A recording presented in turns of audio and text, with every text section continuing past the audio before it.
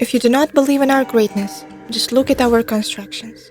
These words, once uttered by the great Amir Timur, recur every time you see the majestic palaces, madrasas, and mosques of Samarkand, Bukhara, Khiva, and Shahrisabz. Decorated with magnificent mahalaka and colored tiles, they, like silent giants, keep the wisdom of their creators, rulers and architects, skilled craftsmen and calligraphers who have left us a legacy of epigraphic inscriptions. Many generations of enlightened people who have tried to unravel their meanings hidden among the filigree patterns. However, calligraphic texts literally woven into the ornament did not reveal their secrets to anyone. They are reading and deciphering like transcripts of the ancient hieroglyphs of Egypt, Babylon, and the Meccan script once again confirmed what a great spiritual heritage Uzbekistan possesses.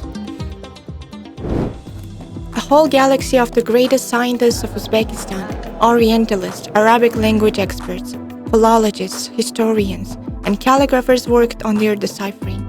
15 volumes have been published as a result of their painstaking work. Along with the sacred texts, ayats from Quran and Hadith, the epigraphy of Uzbekistan is also filled with the wisdom of the people. In the central medallion of Usta Alim Nasafi in the Shahid Zinda Memorial Complex, there are following lines. There is no peace except in harmony. There is no intimacy except in truth. There is no diligent behavior except in forgiveness. There is no friendship except in fidelity. Along the perimeter of the portal of the mausoleum, belonging to Shirin Biko Ako, the second sister of Sahib Quran Amir Timur, adorned with the finest carved mosaics, the maxims by Greek philosopher Socrates have been preserved, which read, "Indeed, a man in this world is like a bird in its nest. A wise one will not embark on the path of confusion, an unwise one will follow it and will get into the snares." A special stage in the development of Muslim epigraphy falls on the era of Amir Timur and the Timurids. The unprecedented scale of construction led to the unique development of this art. A vivid example is Goramir, which was originally laid down by Muhammad Sultan, grandson and heir of Sahib Quran as madrasa. After his premature death, it was rebuilt into the mausoleum by the order of Amir Timur, and then, during the reign of Ulugh-Beg, it was completed and finally turned into a Timurid mausoleum. A separate volume dedicated to the epigraphic inscriptions of Goramir will be published in the series Architectural Epigraphy of Uzbekistan. The main credo of the inscriptions here, along with the sacred surahs from the Quran, are the messages of Sahib Quran himself, to rule with justice. The burial place of the Sufi Tariqa Shaykh of the Yisavi order, scholar Oyhoja ibn Tashhuja was popularly called Zangi Ata, is revered throughout the Muslim world. The construction of the mausoleum dates back to the era of Amir Timur. It is known that it was completed by his grandson Mirza Ulugh-Beg. Reading and deciphering the inscriptions of the tombstone located above the burial of the great Shaykh revealed not only traditional Muslim epitaphs, but also poetic lines from the book Bustan by Saadi Shirazi. Not long ago were the gardens adorned with fruits, but autumn breathed and left them without foliage. Separate book albums will be dedicated to the epigraphy of madrasas and mosques of the open-air museum Ichankala. Reading this text made it possible to identify dozens of names of Khwarezmian masters, to specify dates of constructions of almost all known monuments, to establish the names of their donors.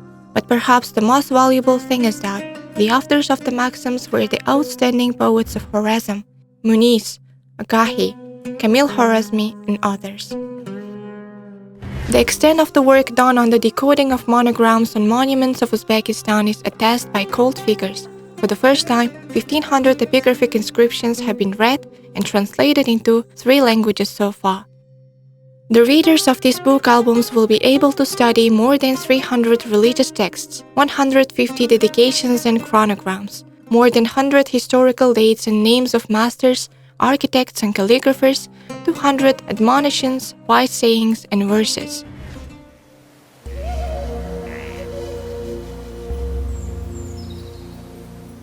Epigraphic inscriptions on the buildings of India built during the period of Baburids, which are the subjects of separate volume, are not only carriers of capacious information in historical, cultural, and religious contexts. They are visible embodiment of the culture of epoch.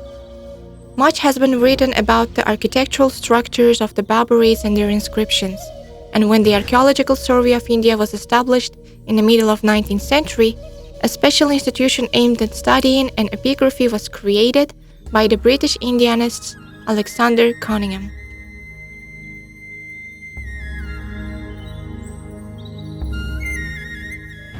The first inscription from the times of Zahiruddin Muhammad Babur in India can be seen on the mosque in Panipat. They were created after the victory of Ibrahim Lodi, the last representative of the Delhi Sultanate. These monograms inform about the time of the construction of the mosque, 1528 and 1529, and glorify the name of the emperor.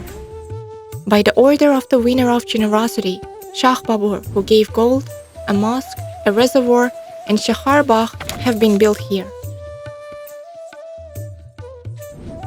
The Baburids who conquered India left outstanding architectural monuments, masterpieces, over which architects, stone carvers, and calligraphers worked for decades. For example, it took 20 years to build the Taj Mahal. The construction of the Red Fort in Delhi lasted 9 years. And the construction of the Juma Mosque in Delhi, one of the largest in India, lasted 12 years. Each emperor of the Baburid dynasty honored his predecessor.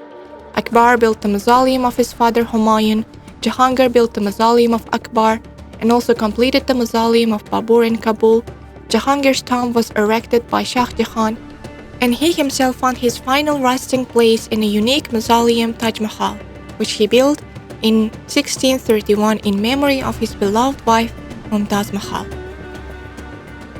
A lot of sentinels and monograms have been preserved in these grandiose structures. After the conquest of Burjarat, Babur's grandson Akbar the Great built a victory gate known as Buland Darwaza, where the inscriptions contain Surah 39 Az-Zumar of the Holy Quran. One of its ayats reads, "He created all of us from one soul, obedient to himself. He has subjected the sun and the moon, each of them running to the stated term."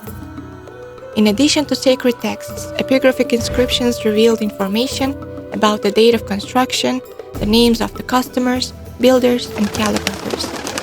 The inscriptions were entrusted to the most prominent engravers and calligraphers of India.